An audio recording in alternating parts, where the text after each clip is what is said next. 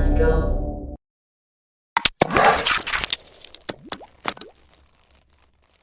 Okay, good morning guys. Tayo ngayon ay magpo-first impression ride gamit ang NXT Storm X. Salamat po kay Sir Edwin sa NXT PH. So sa pagpapahiram sa atin ng Storm X, no. So bibigyan ko kayo ng perspective sa kagaya ko na may upgraded na electric motorcycle na ginagamit pang daily and syempre pag weekend ginagamit natin pag akyat ng Marilake. So binigyan tayo ng pagkakataon, no, ng NXT na masubukan at mabigay natin ang ating perspective or impression din sa NXT Storm X bilang isang daily commuter and sabi ko ba weekend rider. So yun. So tingnan natin. Siyempre, dahil meron tayong experience sa electric motorcycle, i-compare natin to kay Phoenix and of course kay Rooster. So bigyan natin ng mga points, no? Saan sila masasabi ko na nakakalamang ang Storm X versus sa aking mga units, aking mga baby. Siyempre dahil tayo sanay na sa masabi natin motorcycle feel like or motorcycle like na performance ng mga unit or electric motorcycle. Okay? So simulan natin siguro with the 3 basic components ng ating electric motorcycle. Siyempre number 1, yung electric motor, number 2, yung controller, and number 3, yung battery. Simulan natin sa motor, no? Etong motor ng or hub motor ng Storm X ay 4,000 watts rated na hub motor. 13 inches, no? Ganda dahil 13 inches na. Then, ang controller nito ay EM100. Of course, hindi ko alam kung ano ang settings. So sabi ko nga sa inyo dahil ako ay sanay na detailed or alam ang settings pagdating sa controller. And lastly, this is a 72 volt 95 AH na LFP, lithium iron phosphate battery. Hindi ko alam kung ilan ang kanyang JKBMS, kung hindi ko pa nasilip kung ilan ang continuous line. So anyway, so tayo, binuksan ko na ang nag-record na ako ng capacity kung ilang percent na. So pakita ko na lang sa screen. And binuksan ko na rin ang relief kasi para makita natin yung average speed and yung total distance. Ako normally naman ito sa daily route ko. Normally nasa 28.5 no kilometers. And normally ako itong itong consumption natin ay typical sa pareho kay A500 sa kay Phoenix ay naglalaro from 0.5 AH per kilometer to 0.6 AH per kilometer. Pag 0.6 medyo mabilis na yung medyo mabilis na yung kanyang pacing or yung kanyang average speed. So yun po yung typical or normal. Kaya nga ako pag nakakita ko ng battery, I assume pag nag-compute ako ng aking range is minumultiply ko na lang ng 2. Kunyari na ito 95 AH. Ang potential na kaya nito pwedeng mas mahaba, pwedeng mas maikli, depende kasi yan sa throttle habit mo, sa load, etc. no, ay 180 kilometers. So safest na yun, no? Pag niratrat mo, plus or minus 10% siguro, gawin mo, no?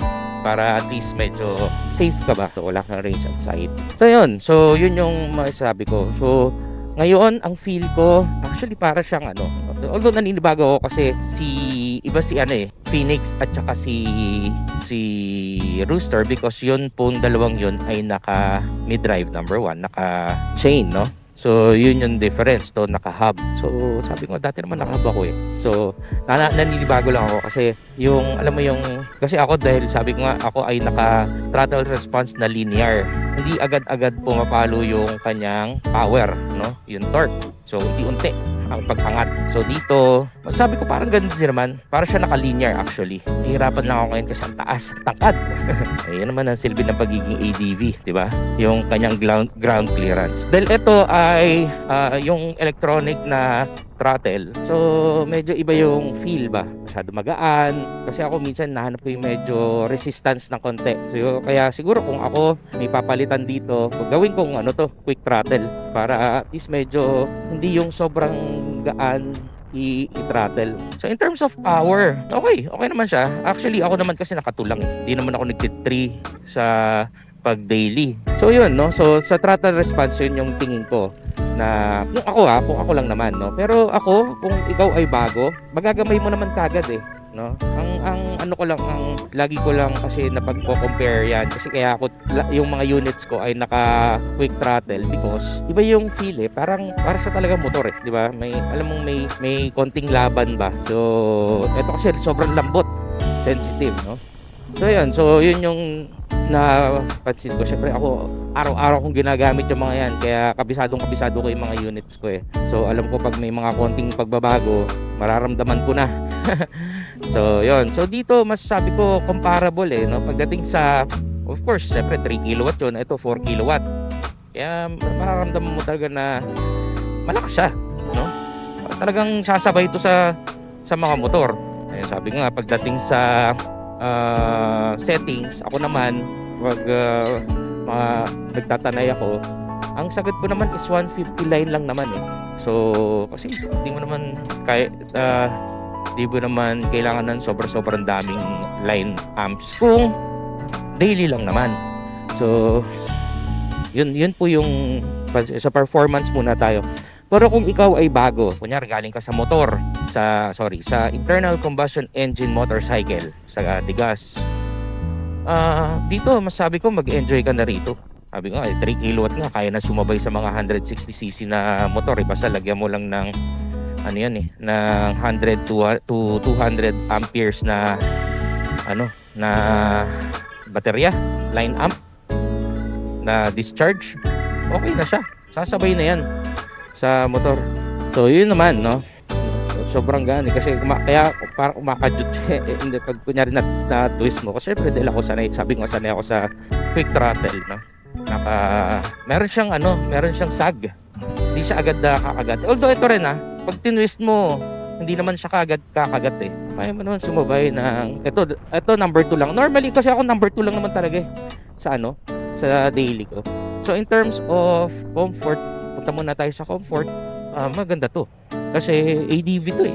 So normally pag sinabi mong punta muna tayo, so pag sinabi mong adventure, okay, or adventure type scooter, ang pinaka-highlight talaga dito is yung long travel ng suspension, mataas na ground clearance, and of course yung gulong, no?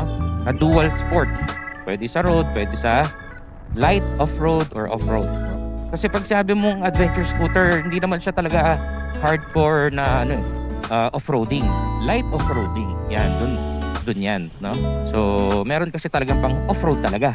Di ba? Yung mga dirt bike, para mga ganon. In terms of, yun nga, comfort, dahil mahaba ang suspension travel ng mga ganito. Kita nyo naman, yung suspension, ang lalaki, ang haba. Di ba? Sa likod lang eh. Napaka-komportable. At ako kung i-compare ko to kay Phoenix, para siya si Phoenix. Si Phoenix kasi, ang mga suspension niya ay branded. No? Baga pang motor talaga. Naka JVT ako sa harap, naka ako sa likod, naka KYB na Elite sa likod na fully adjustable.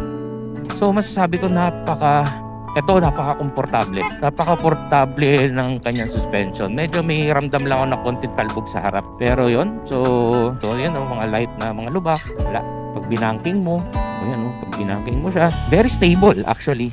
Ako masasabi ko talaga, para siyang pang adventure talaga. Nandun siya sa category na yun talaga. Because of number 1, comfort, di siya matalbog, di siya matigas. Siyempre pag mga medyo magta-track ka, mag-adjust ka kailangan patigasin mo yun no? Para talagang stable yung sa cornering, hindi nagdidip. So ito naman sa mix, hindi siya sobrang tigas, hindi rin sobrang lambot. Napakaganda ng suspension. And ako, masasabi ko, pagdating sa ergonomics, isa sa mga tinitignan ko yan, yung seating position, no? Na ba ako? Yung seating position. Nakita nyo naman, ako'y kataba ang tunay. Laki na tiyan ko. Hirap mag-diet, kaya pagdating sa seating position, eto rin, mako-compare ko rin kay Phoenix. Para kang nakasakay kay Phoenix, ganun. Yung parang nakasakay sa motor, para kang nakasakay sa Rusi Rapid, nakasakay ka sa Aerox, parang ganun yung upo, no? Hindi ipit yung tiyan, pwede ka mag-stretch, upright yung position, hindi masakit sa likod, maganda sa kanya. Yan ang kagandahan dito Ang ganda ng play niya, So anyway, so going back sa sa performance, hindi ka na dito kung stock, halos wala ka nang papalitan dito. Kung ikaw naman ay gagamitin mo lang naman for daily, ako malalaman natin sa weekend. Ako'y aakyat ng Tanay. Makapag stress ride, stress-free ride pala, sorry. Mag quick coffee ride ulit. So try natin siya dalhin kay Kapsat para sa quick coffee ride. And dito pa lang, mako-compare ko na siya kay Phoenix kung paano siya i-handle, kung paano siya, medyo matangkad lang to na konti, pero konti-konti lang. Kasi yun kasi 14 din kasi si Phoenix Ito kasi 14 harap, 3 sa likod, So okay lang, para talagang typical na ADV, di ba, yung mga motor. Ito kasi hindi ko pa masyado rin gamay yung preno kasi ito ay naka-CBS or combi brake system or combination brake system. Meron sa harap, meron sa likod. Pararamdaman mo safety feature din yun. May traction control, tapos may hill assist, merong sinubukan ko kagabi i-atras gulat ako, hindi umaatras kailan i-reverse mo siya para mai-atras mo siya pag nakabukas. Pero pag pinatay mo naman, naman siya, pwede mo siya itulak. So dito naman sa part ng Industrial Valley kung saan ako madalas, kasi ako'y magpa-pass through lang sa C5. Ito yung part na kaon ko lagi. So, kaya ako sa daily ko na 28 kilometers, it's a mix of incline or uphill, tapos merong city traffic, tapos meron din highway. Konting-konti lang. Kaya ako nag-highway kasi kailangan ko mag-pass through ng Marcos Highway para makaliko sa Marikina. So, tingin ko ay talagang para sa ginto, Pero sa kagaya ko na hindi masyado pinalad sa tangkad, ako yung 165 cm lang. Tiptoe talaga ako na medyo hirap ako. Kaya pag ihinto, kailangan isa paa lang yung maibababa ko para medyo flat. So, ito yung part ng Cinco Hermanos na or Major Dizon na patarik. Diba? Number 2 lang to diba? Easy. Walang kahirap-hirap. Yan ang kaganda ng electric taas ng torque. Yan. Very smooth, Very smooth ng power delivery nito. Hindi siya yung bigla-bigla talaga. Parang siya naka-linear nga sa throttle response. Although di ko lang alam kung sa Votol ay may ganun ding settings So technically di siya mabagal. Malakas to. Parang motor talaga. Compare ko to sa mga 150cc ganun na scooter in terms of mga response lang naman feel Kasi syempre kung gusto natin malaman, dyno yun. Sa dyno natin tignan. Diba? Sabi nga may baseline tayo. Yung PCX ay 16 horsepower Yung si Phoenix naman, siya ay 22. Pero doon magkaiba sila sa torque kasi ang torque ng PCX is around mga 11, 12. Parang ganun. Tapos si Phoenix is mga nasa 67. So, eto, on paper, 250 ang nakalagay. Siguro lang yung rated lang, hindi pa natin alam kung hinabulin natin ang stoplight. Ang green. Okay. Ayun, dito malubak na to. Ayan. Ganda ng play ng suspension. Kahit sa rumble strip hindi maramdaman Ganda ng suspension. Talagang pang siya, ganito, mga lubak-lubak. Alam mo naman sa atin, kahit di ka nag-offroad, para kang nag-offroad sa daming lubak And ang kagandahan pa nito, yung kanyang makapal, yung kanyang gulong. Medyo, kasi 130 siya sa likod. 130-80, kaya nagkakamali, 180 rin ata yung harap. So medyo malaki yung kanyang tire wall.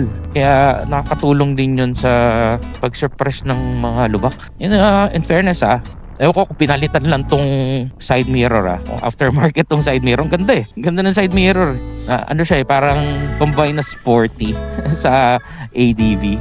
Masarap siya iliko pag mabilis. Yung mga mabilis, yung mga 30-40 na likuan, sarap siya liko. Tinabi-tabi ko nga sila kanina umaga, si Phoenix, si Rooster, and eto si Stormex. Ay sabi ko sa halos sing haba ni Phoenix si Rusi Rapid kasi yun Kaya ang Rusi Rapid parang kaya nga tinawag na Aerox Tagalog yun sing laki ng Aerox din yun So halos sing haba niya. So para may perspective kayo halos sing haba, sing laki. So motor na talaga to. Makita niyo yung difference. Ilagay ko sa screen. So ako naman, actually sa totoo lang, ito ay maraming features. Si Storm X may camera, may traction control. Although hindi ko kasi alam kung paano saan yung traction control part eh. Although ang traction control kasi sa mga controller, napipili mo yan kung asphalt ka, kung gravel, ganon. Ewan ko lang sa Votol kung may ganon option, no? Mamaya na tayo mag-3 natin silang kulitin. So kung pwede ba siya sa traffic, city traffic, o yan. Kahit malaki to, madali itong singit-singit. Although sabi ko nga, hindi kasi ako biniyayaan ng katangkaran. Kaya medyo nakakatakot sa ako lalo na ako na pag binaba ko yung paa ko at na-miscalculate ko. Kunyari malalim yung, di ba dyan sa mga kanal, malalim kasi minsan mataas yung spalto, tapos ang ng kanal. Pag na-shoot yung paa mo doon, sigurado semplang eh. Kasi nga, mataas. Wala akong leg clearance. Ground clearance sa mataas dito. Although, nakita nyo naman kanina, di ba? Nilusong ko sa aming swimming pool sa compound namin. So, yan ang, kaya nga ako nag-mid drive, sabi ko sa inyo. Pero eto, maganda naman dito dahil naka-13, ay mataas din. Kung ikaw ay bago sa pagmumotor at gusto mo agad mag-electric, so, ito yung para sa'yo, para hindi, kung daily commuter ka lang naman nagmamotor ka para pumasok ka sa trabaho, pwede naman to. Sinasabi ko malalim yung malalim yung kanal dahil sa spalto. Okay, so try nga natin mag-3. Kung anong difference, magbago yung kanyang response. Pero dito lang, short burst lang.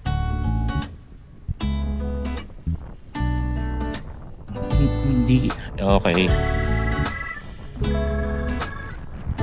So nasa settings lang to, tingin ko. Nandun yung power, pero late siya lumabas.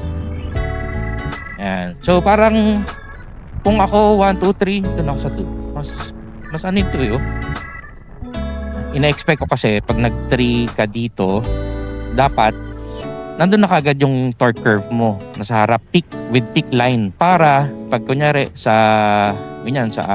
overtaken, hindi mahaba yung buwelo, maikli lang yung buwelo. So yun yan. So honest review ko yun, honest impression ko. Kung may ito-tweak akong settings dito is yung sa number 3, yung sa full power mode niya, or ewan ko kung anong tawag niya NXT sa mode 3 dito, kung baka naman yung sport lang din. So pagdating dito sa ating mga features, hindi ko pa ginagalaw. So doon muna tayo sa ride impression. Kaya sabi ko pag ito halos wala ka nang papalitan eh. Kung ako kung bago ka sa pagmotor or gusto mo o galing ka sa L1 or pwede to sa inyo. Gusto mo naka-lithium ka na, di ka charge ng charge. And yun ang sinasabi ko pagdating sa lithium eh. Pagdating sa lithium, di siya kagaya ng mga lead acid na pag mahina na yung battery, mahina na rin siyang pumato, or kahit yung performance, mahirap siya, mahina na siya tumakbo. Kaya nga ako, ang lagi ko sinasabi, ang unang investment mo pag ikaw ay mag-electric motorcycle, yung battery, lithium battery. Okay, sa 2 units ko, nagawa ni CK Custom ang battery. Lithium ion yun, na battery. So, battery pack. Si Phoenix ay naka 84 volts. Si Rooster ko ay naka 72. So ito, si Storm X naka 72. Ayun, so yun po yung isasuggest ko sa inyo na to si Storm X. Highly recommended ko to. Kung ikaw ay bibili ng iyong bagong electric, ito po yun. So pwede actually ito ang magandang option na kunyari ikaw ay daily, tapos medyo tulad sa amin, Marikina, medyo bahain, dahil matangkad mataas. So pwede to, magandang handling. So itong sinishare ko sa inyo ay perspective ko bilang isang e-bike, ayoko nang gamitin yung e-bike, e-moto owner.